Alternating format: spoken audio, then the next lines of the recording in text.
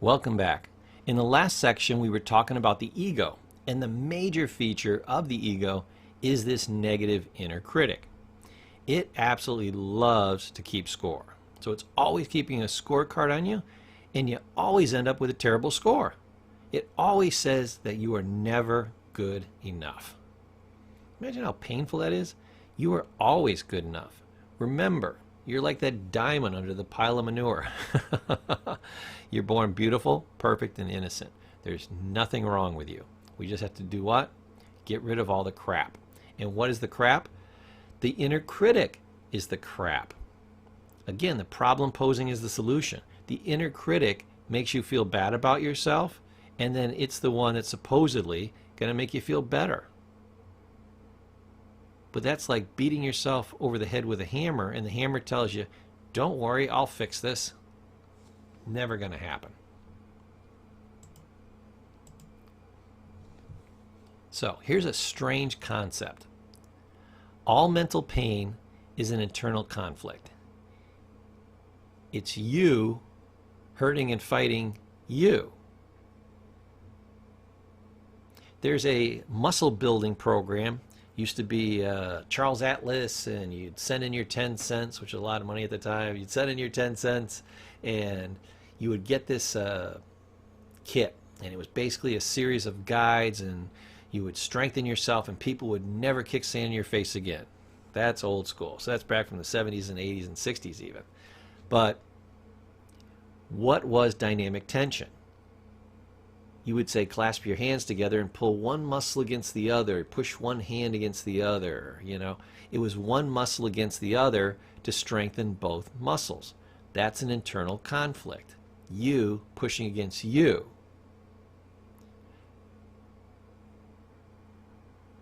How do you beat something like that? If you don't want to push against you, how do you win? You quit. You quit. I want you to be a quitter. What you have to do is a lot of people, they come in therapy and say, well, what do I do to feel better? What do I do to solve this? I say it may be enlightenment. It may be what you stop doing. Okay? Are you good at quitting? Are you good at stopping? Can you at least do that? Okay? Every time you think a negative thought, I want you to do a wonderful thing. Stop. Every time you tell yourself you're not good enough, I want you to do a very relaxing thing. Stop. You know, the stop technique is huge. Just stop. My head hurts when I beat myself with a hammer. Put the hammer down. You don't see you hurting you. You think it's things outside of you. Let's go back to somebody calling you a jerk example. If I call you a jerk, that took me what? Half a second. Jerk, jerk, jerk, jerk, jerk, jerk, jerk. Time me. I can do it really fast. So half a second, I get blamed for. You thinking about it for 3 days, okay, is 24 hours times 3. I can't do the math on that. It's like 72 hours. You get blamed for. Minus what? Half a second. So who's the real jerk? Who did most of the damage? Me or you? It was you. You kept repeating this anger over and over in your head. I can't believe he called me a jerk. Who does he think he is? How can he say these things? You know, why do people always have to say things like this? You know, I'm a good person. This shouldn't be happening to me. Blah, blah, blah, blah, blah. Oh my God, shut up. That is your ego, your inner critic, fighting with and hurting you. And you are so used to this kind of abuse in your mind because you never listened to it. You never realized it was you doing it. You thought this was a normal thinking pattern. And it is, if normal means common, typical, popular even. Healthy? Oh, hell no. Not even close. And this is why people suffer. So, until you beat this inner voice, it will continue beating you. And I mean that almost literally. It will whip you like an ugly stepchild. It will just tear you down, okay? It'll hit you over and over and over. It has no lack of bile and venom. It will come after you again and again and again. That's why I'm saying, take the Zen course, learn how to shut this thing down. You literally can't live your life until you get control of this. Now, I'm going to show you something, and it's going to be kind of a paradoxical, kind of works both ways. This is a pretty sick mind. It's got fear and doubt and guilt and neurosis and resentment, and it's worrying about the past, and feels bad about the past and sweating the future, and it's envious and it worries all the time, and it's got remorse and it's petty and blah blah blah blah blah. This is one sick mind. That's the first thing I'm going to tell you. Second thing I'm going to tell you is this is extremely normal, and this is everybody. Everybody has all these things going on like all the time. This is how sick the human mind is. Why?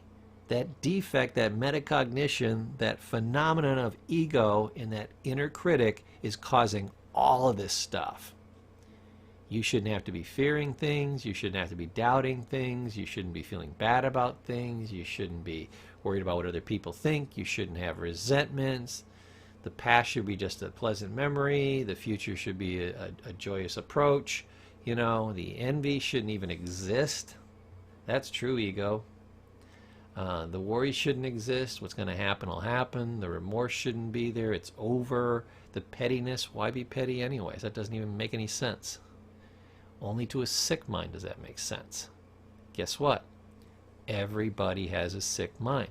You have to heal yourself. You have to shut this down. So, we're going to come back to this concept periodically. It's one of the major reasons why people do the things they do, and especially why they feel the way they feel. So I want you to know that this is not abnormal. You are very normal.